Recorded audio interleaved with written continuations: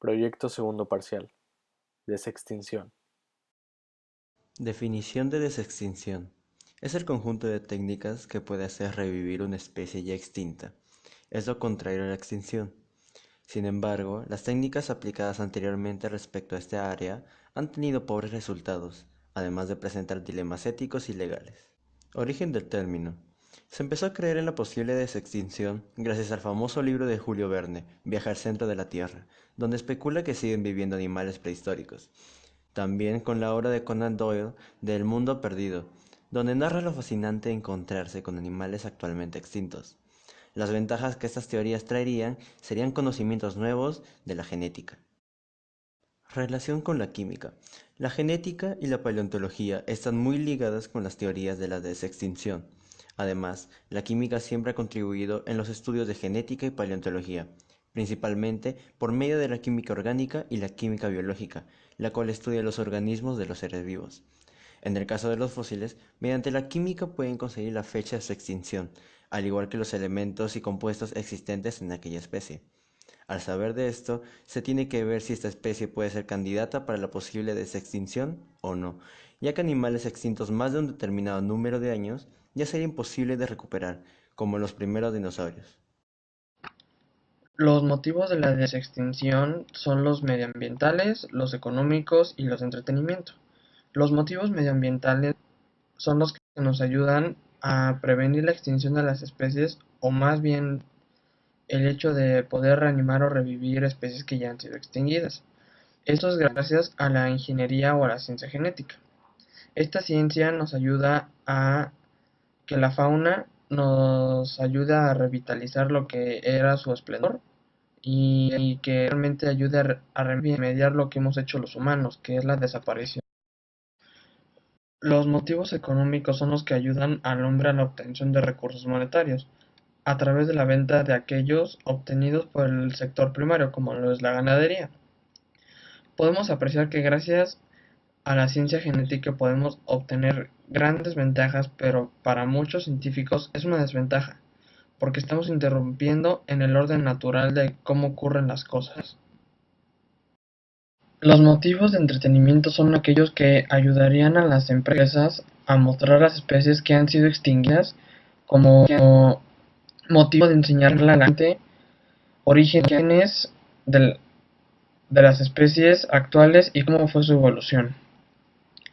Pero en algún momento las especies, al sentirse desconcertadas por la época y cómo han habido cambios a lo largo de la historia, puede que reaccionen de una manera agresiva y que estas criaturas se salgan de control. Pero viendo el lado positivo, esto puede ayudar a que la gente obtenga un poco más de cultura acerca de las distintas épocas y cómo fue su evolución. Posibles candidatos para la desextinción.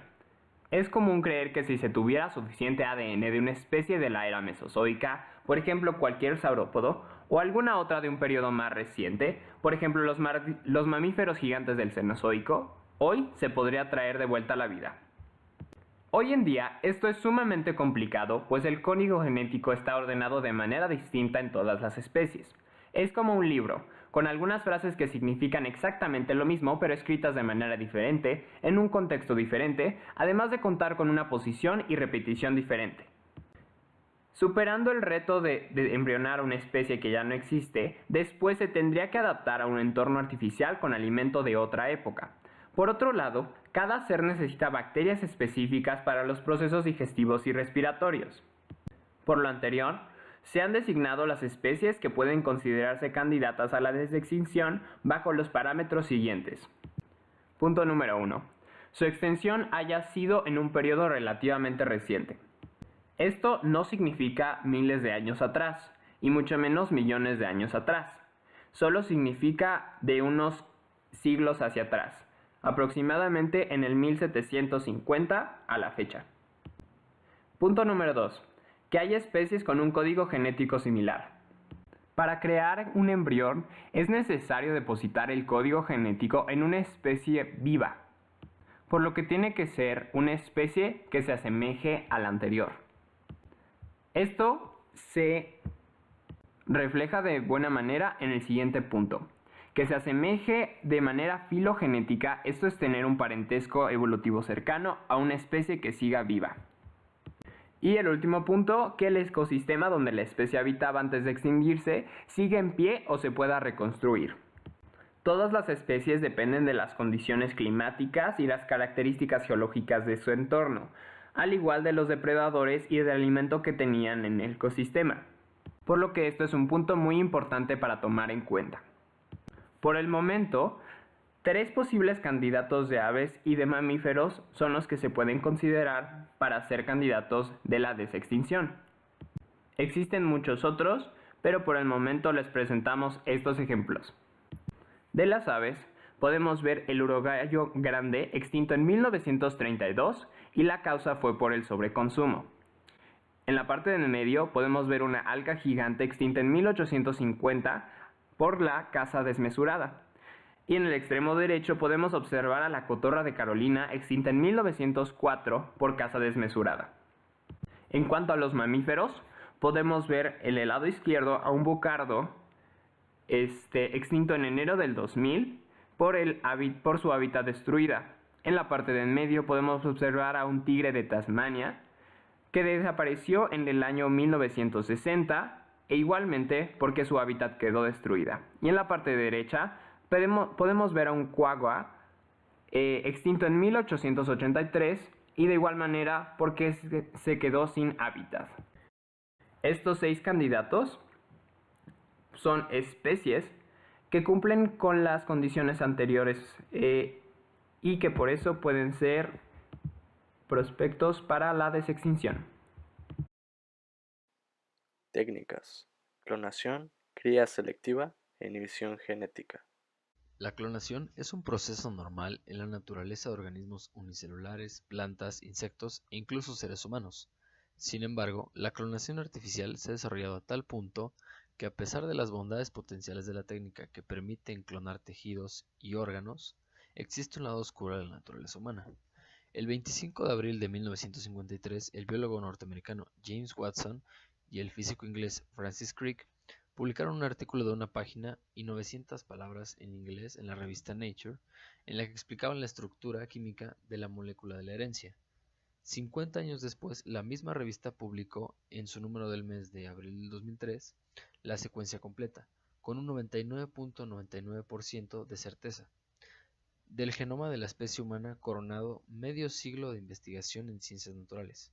Hoy en día ya no cabe duda que el descubrimiento de la estructura química de la doble hélice significó el gran avance de la biología del siglo XX, que generó una revolución en la biomédica y biotecnología, entre cuyos logros está la clonación artificial. Es importante hablar de clonación porque es un proceso biotecnológico complicado y que ha desarrollado gran pasión con usos potenciales positivos y negativos, tales que sean sociales, políticos, económicos, legales, étnicos y controversialmente religiosos. Aunque con muchos detalles que afinar, ya hay trabajos dedicados a esta rama, el riesgo cabe en el mal uso que se le puede dar a esta. En 1998, el Dr. James Thompson de la Universidad de Wisconsin, en Madison, logró cultivar por primera vez células troncales de blastocitos humanos congelados y sobrantes de fertilización in vitro, destruyéndolos. Lo anterior desató un debate tanto ético como moral por parte de grupos pro vida y antiaborto, por lo que es conveniente preguntarnos, ¿el blastocisto es una persona con dignidad humana y derechos legales? Para la mayoría de la gente, algo humano es algo que parece, habla y se comporta como humano, o lo que es lo mismo, alguien dotado de personalidad porque piensa, siente y tiene voluntad. Características que son necesarias y suficientes para concederle una dignidad que merece un respeto y está protegida por derechos legales.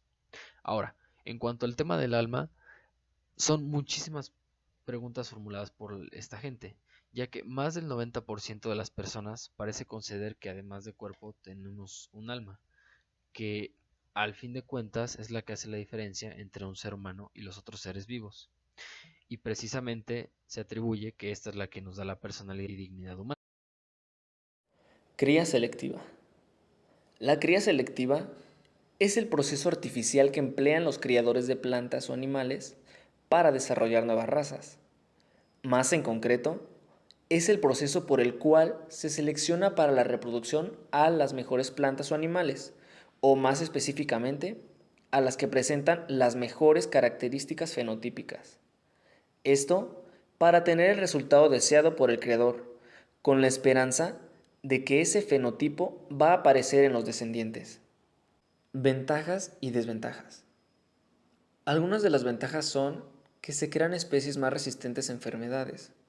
También la eliminación de rasgos no deseados y la mejor ventaja para los criadores, un mayor ingreso económico.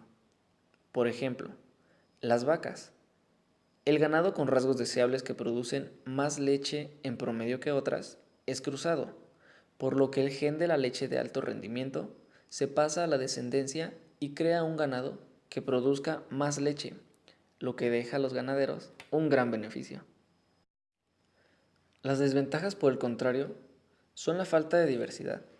Por ejemplo, si un grupo de animales o plantas genéticamente similares es atacado por una bacteria determinada, la similitud genética aumenta la probabilidad de que el grupo entero sea vulnerable a tal enfermedad.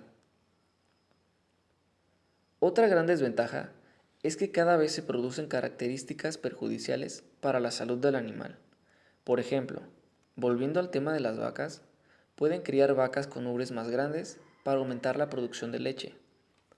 Pero estas ubres pueden ser demasiado pesadas de soportar para la vaca, causándole un gran malestar. La inhibición genética es un proceso que consiste en alterar el material genético de los seres vivos para que tengan las características deseadas. Dentro de esta tenemos variantes. Destaca la técnica knockout, aunque también están la transgénesis, el producto mutagénico y el knockdown. La técnica knockout consta de 5 pasos. El primero es diseñar una secuencia de ADN idéntico al del organismo a tratar. Posteriormente se modifican específicamente algunos genes de ese ADN. Después se extraen células madres de un embrión y se cultiva in vitro. Se recombina el ADN modificado con el ADN del embrión y el embrión se implanta en el útero para llevar a cabo la gestación. Sin embargo, se necesita de bastante tiempo para desarrollar las investigaciones para conocer genes en específico. En el caso de la transgénesis, se introducen otras secuencias para modificar el ADN. Tiene la desventaja de que los genes originales permanecen y puede suceder que se revierta la mutación. En la técnica de los productos mutagénicos, se añaden compuestos químicos al material genético. Dentro de esos compuestos tenemos al etil metano sulfonato y tiene la desventaja de que las mutaciones son aleatorias. La cuarta variante es el knockdown y en esta se introduce ARN interferente al ADN y tiene la característica de que se disminuye la presencia de cualidades no deseadas, pero no se eliminan por completo genéticamente. En general, la inhibición genética hace posible mejorar las características de los organismos vegetales y animales con la finalidad de que den mejores resultados. ¿Cuáles son los problemas éticos de la desextinción? La humanidad tendrá la capacidad de traer especies a la vida de manera sencilla y rápida en menos de 50 años. Y pensar en las implicaciones éticas que esto podría provocar es un ejercicio obligatorio que trazará la mejor ruta. Obviamente, cuando se lleve ya a cabo surgirán muchos retos que significarán cambiar de nuevo la estrategia. Pero por el momento podemos reflexionar sobre cómo sería el mundo donde existiera la desextinción. La desextinción nos obliga a meternos con el orden natural. Sin embargo, nosotros fuimos quienes lo corrompieron y quienes extinguieron a todas esas especies. ¿No sería bueno hacer algo para renovar todos los ecosistemas afectados? De alguna manera, quedaríamos como los buenos de la historia, pero por otro lado, en otro tipo de narrativa, nosotros deberíamos de aprender nuestro error y no meternos, pues el orden natural lo arreglaría. Como ya hemos visto antes, las motivaciones de esta práctica son diversas. Un caso hipotético es que alguna empresa quiera financiar la reaparición de alguna especie, modificarla y venderla como mascota. Imagina que usted podría ir a un criadero especial de mamuts en miniatura. ¿Sería incorrecto modificar a una especie para nuestro beneficio? Si no sabe qué elegir, pensar en un pug puede ayudarle a encontrar la respuesta. Estos perros, como absolutamente todas las razas de perro, se modificaron a lo largo de los años a través de crianza selectiva. Hoy en día el resultado ha sido que dos tipos de perro, que sean de la misma especie, luzcan completamente diferentes. Esto es una prueba clave de que el hombre se ha metido con la naturaleza. Usualmente la normalidad siempre ocurre después de que la primera costumbre o idea aparezca. Luego sigue la reflexión y modificación de la idea. Esto es, que primero surja una tradición o práctica sin darnos cuenta de sus consecuencias. En el caso de la desextinción, estamos en un momento donde la idea ya surgió, pero no ha ocurrido en su mayor expresión. Debemos de aprovechar este momento para pensar en todo lo que causaría cuando se haga realidad, o lo podríamos lamentar como las personas del Parque Jurásico. Consecuencias medioambientales. Derivado del tema de la desextinción, podemos encontrar mucha información acerca de su definición, experimentos y algunos de sus pros y sus contras. Pero estas consecuencias o beneficios son mayoritariamente respecto a los problemas éticos, legales, sociales y económicos, dejando casi con ninguna respuesta o teoría acerca de las consecuencias que la desextinción podría generar al medio ambiente. Claro está que todos estos dilemas, tanto éticos, sociales o ambientalistas, se encuentran en simple hipótesis y debates. En el caso de las consecuencias medioambientales, son pocas las cuestiones. Por el momento, los científicos y especialistas dedicados a la desextinción se preguntan acerca de en qué podría afectar el recuperar alguna especie extinta en nuestro medio ambiente, si este beneficiaría al medio ambiente, lo perjudicaría o incluso que la especie no se pudiera adaptar a nuestra actual atmósfera. Pero debido a que actualmente se ha tenido poco éxito en la desextinción, no podríamos saberlo con certeza. A pesar de que aún no es una realidad la desextinción, es necesario revisar muy a detalle todos los factores que podrían llevar a una desestabilización del medio ambiente, ya que cualquier pequeño detalle nos podría llevar al caos, desde la extinción de pocas especies en el área destinada para la especie que se desextinguió, o llegando hasta la completa extinción de cada una de las especies, o la mayoría, en nuestro planeta, incluyendo a nosotros los humanos.